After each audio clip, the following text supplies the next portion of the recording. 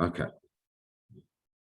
Okay, good evening, everybody, and welcome to the second of our series of our Ellul's Man Shiurim, really honoring the life and legacy of our beloved Rosh Hashiva, Avram Chaim Tanzer, and to sharing just thoughts and ideas with everybody as we go one step closer towards Rosh Hashanah. And I was thinking about what to speak about. And one of the things that struck me most about the late Rabbi Tanzer was just his constant involvement in other people's lives. And it's not an easy thing to be involved in a real caring and in a real way. And it struck me that there are different types of people. There are the people who are givers, and there are people who are takers, and they're just different types of people. And what I really wanted to do is to go through the concept of givers and takers through the eyes of what was Rabbi Tanzer's legacy that he left with us, his understanding of Pirkei Avot. And I haven't heard his parish on this Mishnah that I want to discuss, but I think that it will certainly gel with what we're going to speak about tonight. And so, without further ado, I'd like to share my screen with you, and we go on a little bit of a journey for the next few minutes in trying to understand the Mishnah and trying to understand what it means to be a giver and taker in the eyes of the Torah. So, if we start off, there's a gentleman named Adam Grant, and this is really what prompted me to think about this as a topic. So, Adam Grant is he's an industrial psychologist. He's well known. He's got thousands and thousands of hits on YouTube for this talk of his on "Are you a giver or are you a taker?" And in it, he presents the fact that he feels that there are three styles of interpersonal interactions. The first one is the giver, and the giver really is about what can I do for you? What am I able to do for you in order to make you feel in a different way? The taker is clearly, what can you do for me, right? I want to take the stuff away from you. And then there's this thing which he calls the matcher. And the matcher is somebody who I'll do something for you if you do something for me. So it's kind of a reciprocal type of relationship that I'm prepared to do something for you, but only on a condition. The condition that you match that. And it's in that matching that the giving takes place. And he has a whole discussion as really he's talking about in a corporate context, what are the type of people that one wants to that one wants to employ. And he explains how the real givers, there are different types of givers, but the real givers are those people who initially, for example, if your salesperson is a giver, their sales figures are really at their lowest for a while. Why are they at their lowest? Because they don't want to sell merchandise to people because they really care about them. They don't want to sell merchandise that they don't really need. But what happens is that because that is their relationship with them, slowly but surely it develops a space of trust. And therefore, the giver who initially started as on very low sales figures becomes much higher because the trust enables him to sell whatever he feels is right to those people, and the people take it on. The take, on the other hand, is a person will just go and sell in a hard sell. And so what will happen is initially there'll be very high level of sales, but that'll come down because eventually people stop trusting them because they'll realize that they're sitting with merchandise that they don't really need. The matcher is this person who will come and be not really either, because I don't really trust you if you're not going to, if you're there just because I'm giving you something back. So when there's a reciprocity required, the perfect person to have around. But when there is just simply a need for you to trust me, that's not going to happen. So that is Adam Grant's three styles: the giver, the taker, the matcher. And the question that we have to ask ourselves is, this is what is out there in the world today. Is this the Torah approach? Is this really what we want to divide people into? The giver, the taker, the matcher. And so I started thinking about, and this is where the Pirkei Avot really came in. Because in Pirkei Avot, in chapter 5, Mishnah 10, it says the following: Arba midot ba'adam. There are four types of midot. Midot are character traits. Four types of ways in which people present themselves. Now listen carefully to the words, because we'll see a certain subtlety in the words, something that's quite interesting. Ha'omer sheli sheli v'shelcha shelach. A person who says, Sheli, sheli, what's mine is mine. V'shelcha shelach, and what's yours is yours. Zu mida beinonit. This is the character trait of the Beinoni. The Beinoni is a person who is just your average person. That's how we translate it. But there are those who say that a person who says what's mine is mine and what's yours is what is midat Sodom, is actually a person who is of the midot of Sodom, is the character traits of Sodom. We'll have to understand all of these things as we go. Says the Mishnah, carries on, Sheli shelcha v'shelcha sheli. A person who says what's mine is yours and what's yours is mine is an amaretz. That's ridiculous. How can you say what's mine is yours and what's yours is mine? That's just a foolish person and amaretz. We'll try and understand all of that. Sheli shelcha v'shelcha shelach. What's mine is yours and what's yours is a chassid. Such a person is a very pious person, and a chassid is normally when we speak about a chassid, there's someone who's going beyond the tzaddik. The tzaddik is the person that goes according to the letter of the law, and the chassid is the person that goes even beyond that.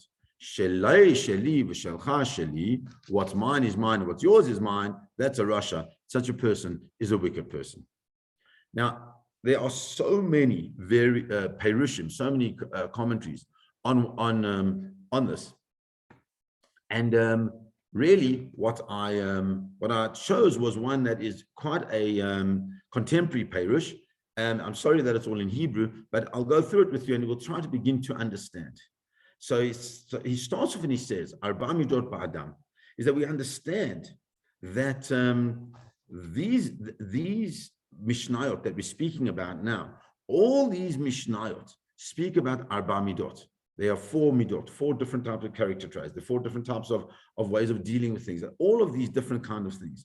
And in this one, he says the following, that all those Mishnahs are speaking about different things, different ways of approaching the world. This Mishnah, which is in front of us,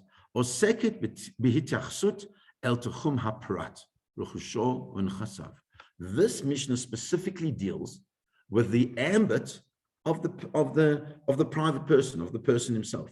Ruchusho, that which he owns, and his material things that he has. Called Adam Zakai Lemerchav Ishi. Everybody has got something. It's got some type of ownership, even if it's a small bit of ownership. There might be different property that he owns, different types of properties, movable property, immovable property. However,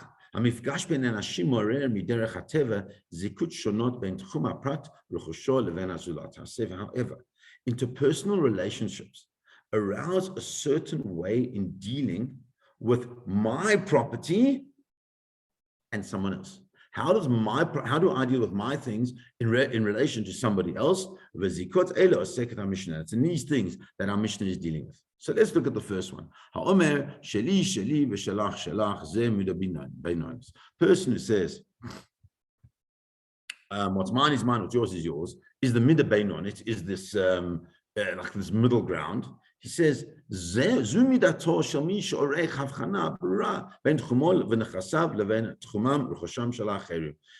it's important. We need to have boundaries in our lives. And this midah, the person who says what's mine is mine and what's yours is yours, has created very clear boundaries between what he owns and what other people owns. And it's very clear. Behirut. Adam kazeh holech b'derech memutzat, derech she'ein ba erech yovi or shlili miyuchad. He says this person just goes on a route which there is no there's no major obligations to anybody else. There's nothing that he really has to worry. There's nothing really positive. There's nothing really negative. He just carries on his own. However, and that's why it's a Beinoni. It's just kind of like the simple person. It's fascinating, by the way, as we approach into Rosh Hashanah, that the Gemara tells us that on Rosh Hashanah we have the Sfarim, these big books that are open, the Sefer HaChaim and the Sefer HaMeitim. And those who are worthy get written immediately in the Sefer HaChaim, and those who are not worthy get written immediately into the Sefer HaMeitim, the book of the dead. But those who are neither here nor there, they are Beinoni, they wait, it hangs. Because the Beinoni is like this person on the fence. What's mine is mine, what's yours is yours. I don't have to have anything really special. And so therefore I can just continue in my life. However, there is an opinion that it's not okay just to be on the fence the whole time. When a person doesn't have something which he feels has engages with somebody else, when he's made such clear boundaries, this is midat Sodom. Gam ki hi nechona mi bechina formalit. Says, oh, it might be on a formal point of view, what's mine is mine, what yours is yours. It's all good. The problem is that it's very selfish. The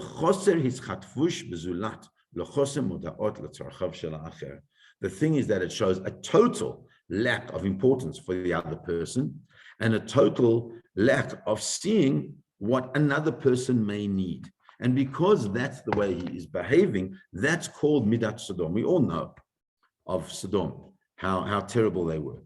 But their most terrible space was the fact that they did no chesed.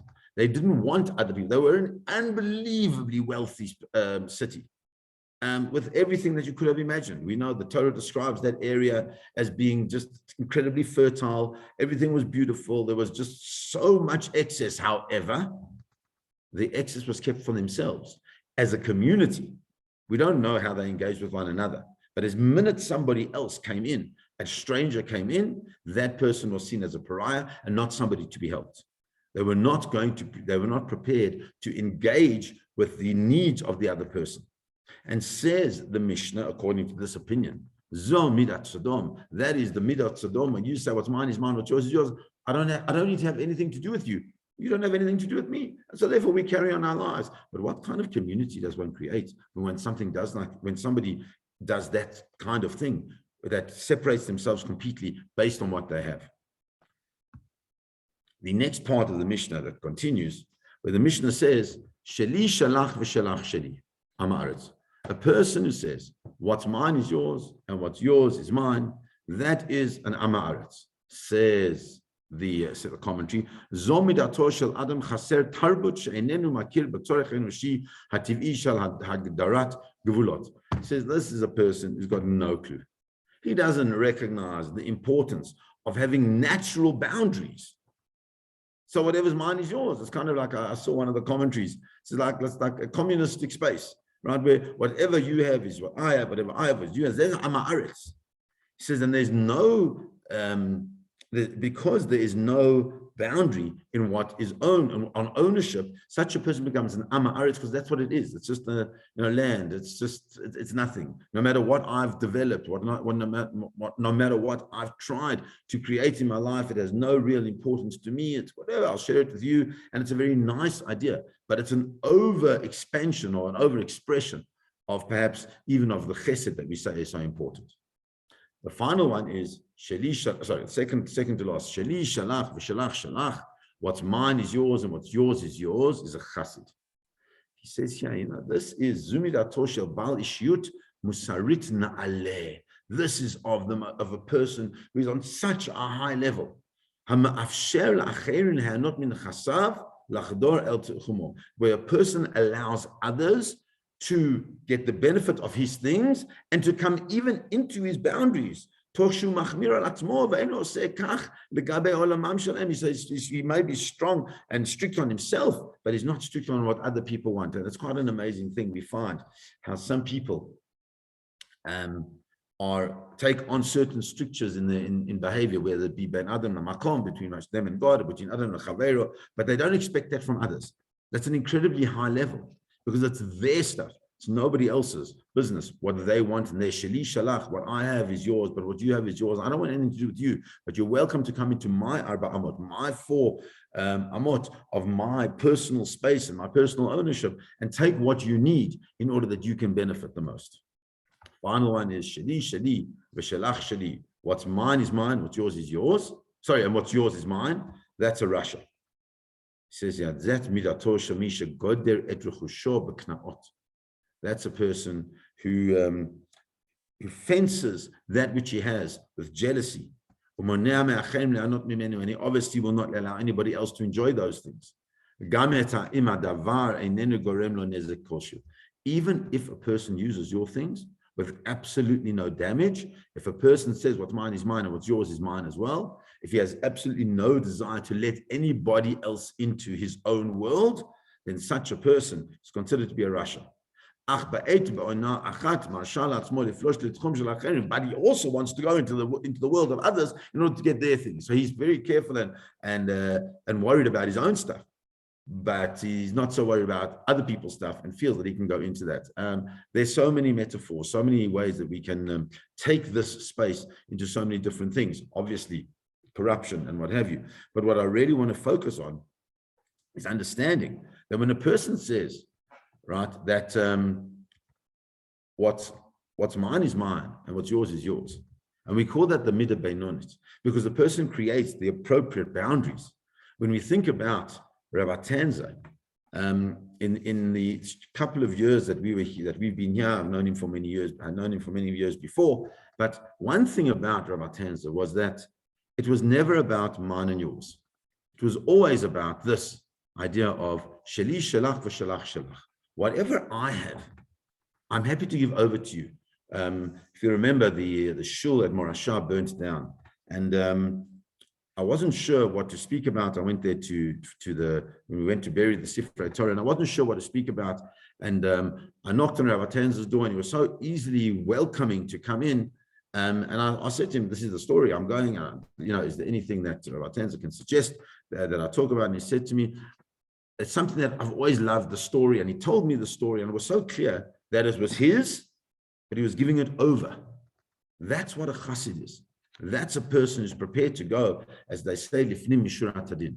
Because even though it's precious to him, he understands that something that is precious to him, if he passes it over to the next person, the treasure that is passed over becomes treasured by others as well. Sheli shalach v'shelach shalach. What's mine is yours, and what's yours is yours. You keep it and pass it over to the next person. That was the lesson that he tried to teach us, and what a lesson that is in a world in which so many people speak about this I generation, where iPhone, what have you. In our world, we use a lot of Android as well, so it doesn't work as well. However, this concept of the I generation is very much about what can I get out of it? What am I able to achieve from it? But when I say what I can get out of it is to make sure that you can get something out of it, that's really the concept of a giver far more than a matcher, because a matcher wants something else. The only thing that a real giver, a man like Rabbi Tanzer, wanted was that people would just give and continue to give so that the message could be shared and that people could be inspired. So let's try and understand why is it that the Mishnah speaks about those things, about what is mine is yours. And what's fascinating in that Mishnah, we can just go back to it, is perhaps the most striking thing. One of the things that the Torah focuses on is not learning for the sake of learning, or hearing a shir for the sake of hearing a shir, but rather it's always the way, as the Lubavitcher Rebbe spoke about, quoting from Mishnah Pirkei Avot, Hamaisahu ha'ikar. The deed is the essence, and if that's the case, when we speak about midot, when we speak about character traits, normally a character trait is something that expresses itself. But here, through an action. But here we see it's not an expression through an action, but it says here, ha'omer sheli sheli v'shelcha shalach.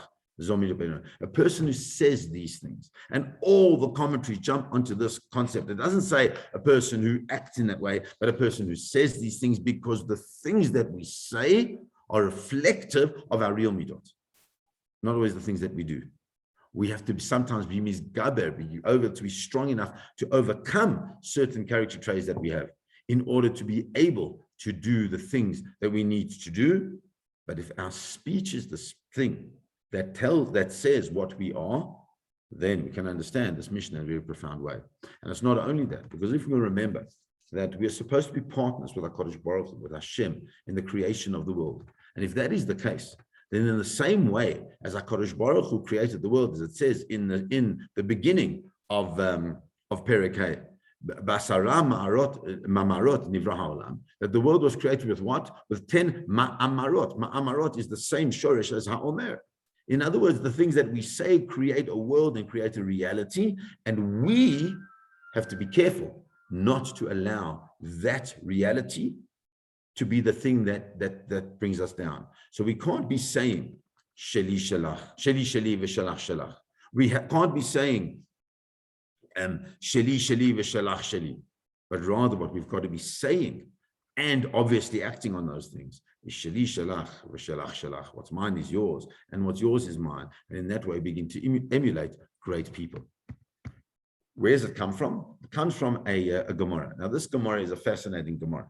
The Gemara is based on the story of the Givonim, the Gibeonites, where there was a terrible thing that happened with Shaul HaMelech, where Shaul HaMelech killed a number of people, and he wasn't appropriately dealt with in that time. He had already passed on, and David HaMelech says to them, what should we do? So they say, strange thing, well, let them bring their children and we'll slaughter them, certain amount of their children, we'll slaughter them. And it just doesn't gel with David HaMelech at all. And they want to convert. They want to become part of Am Yisrael. And he says, hold on a second. Says, us, Am Yisrael, have three things, three simanim, three specific symbols or signs that distinguish us. And what are those? Harachmanim, v'abaishanim, v'goim lechasanim. We are three things. We are Rahmanim. We show Rachamim, mercy. Baishanim, we have a certain level of busha, of shame, and goim lechasanim, and we do good deeds. And he quotes different psukim to say that. And therefore he says, anybody who has these three signs in the manner in which they behave, such a person can cleave to Am Yisrael. But those who don't have those qualities are unfit to be part of the people. And when David saw the cruelty of the Gibeonim, he said they can never enter into the congregation of the Jewish people. Why? Because being cruel, not having this midah of Rahmanim, Bashanim, Goim Lechasadim, is not something that we want within the Jewish people. But the essence here is chesed. Chesed. Because when we do chesed for another person, sheli shelach, v'shelach shelach, when I recognize that what's mine is yours if you need it. If I see you in a space of need, I am going to come and give you what you need. V'shelach shelach, but I'm not going to take from you. Because I'm a goimel chesed, I do for you. I'm a rachaman, I feel for you. If that's the case, so then it must be that that this whole Mishnah is around that. But there is a very important idea that we also need to understand. And that is that within the realm of this chesed that we have, chesed is not so simple. One of the things that the Gemara tells us, the Gemara in Shabbos, and I'm sorry I didn't give you the quotation here. It says, that accepting visitors, receiving guests, is greater than even receiving the Pnei HaShchina, receiving HaKadosh Baruch Hu's face. And where do we learn this from? We learn this from Avram Avinu. Avram Avinu is busy communing with God, and he sees these three angels coming, and he says to Hashem, so if you don't mind, just hold on a second, I'm just going to go deal with those people. And therefore we learn the importance of Achnasat Orchim. But says this the Sefer Baal Shem Tov, which is the Baal Shem Tov, right? The father of Hasidic thought. He says that we need to understand that Achnasas Orchim sometimes creates what we call Bittul Torah. Bittul Torah means you're busy with Orchim, you're busy with visitors, you can't learn the Torah that you want to. Or Sipur Lashon Hara, or maybe even Chas v'Chalila, it might be that there is Lashon Hara being spoken. Mikol Makom. Nonetheless, even though there may be things which are not, one doesn't grow as much because one is not learning as much. One might Chas v'Shalom speak with Lashon Hara. Nonetheless, Achnasas Orchim is greater. Why? Because the reality is that we might want to come and really just feel at one with HaKadosh Baruch Hu on our own. But says the Baal Shem Tov, that's one part of being a Yid. The other part of being a Yid, because that Sheli is saying, what about Shelcha? What do you need? And so therefore, Sheli, Shelcha, when I say what's mine is yours, and I'm Machnis Orchim, I bring in the visitor, then I'm able to reach a completely different madrega, a completely different level in my interaction with one another. The The final point that I'd like to bring out in the few minutes that we have left is the Derech Hasidus. Once we have this format from the Baal Shem Tov understanding how important it is that we bring in people, Achnasas Orchim, he says, hold on, so just look at yourself. Just look who you are. We, the human being, we're made up of a guf and a neshama. We've got a body and we've got a neshama, and we've got this driving force that's inside it, which is the godly space that drives the guf. So the question is, in our relationship in the guf and the neshama, what is sheli and what is shalcha? And to whom does it belong? So explains the Koznitzer Magid. He says we have to understand very carefully that we live in this Gashmi world, in this physical world, where everything really could be physical, or that physicality could be brought onto, it could be pushed up to elevate it into some type of spiritual space. How do we do that? And he says it's very simple. Well, it's very simple in theory, but the idea is to what? Is not to separate the personality of the person from their body. How do we do that? The way we do it is we say sheli, shalach, v'shalach, shalach, says the Koznitzer. When we say what's mine is yours and what's yours is yours, such a person is a chassid. What is mine? What is mine in this world of the guf and the neshama? What's mine is my guf.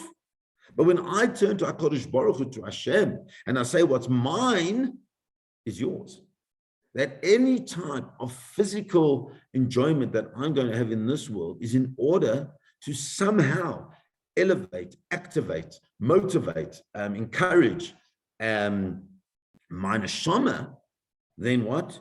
Sheli shalach. What's mine is yours. My entire physical being is focused on trying to achieve some type of communion with you, HaKadosh Baruch Hu. Why? Because shelcha shelcha. Because I recognize and I understand that the neshama that I have in me is yours. And since it's yours, I don't want to have it, I don't want to take it away from you. I want to ensure that you benefit from it as well. And the Gemara says, a person, when I connect myself so closely to Hashem, sheli shalach shalach shalach, I get so much benefit out of that. It gives me meaning, it gives me purpose, it gives me a direction, it gives me a vision, it gives me a mission.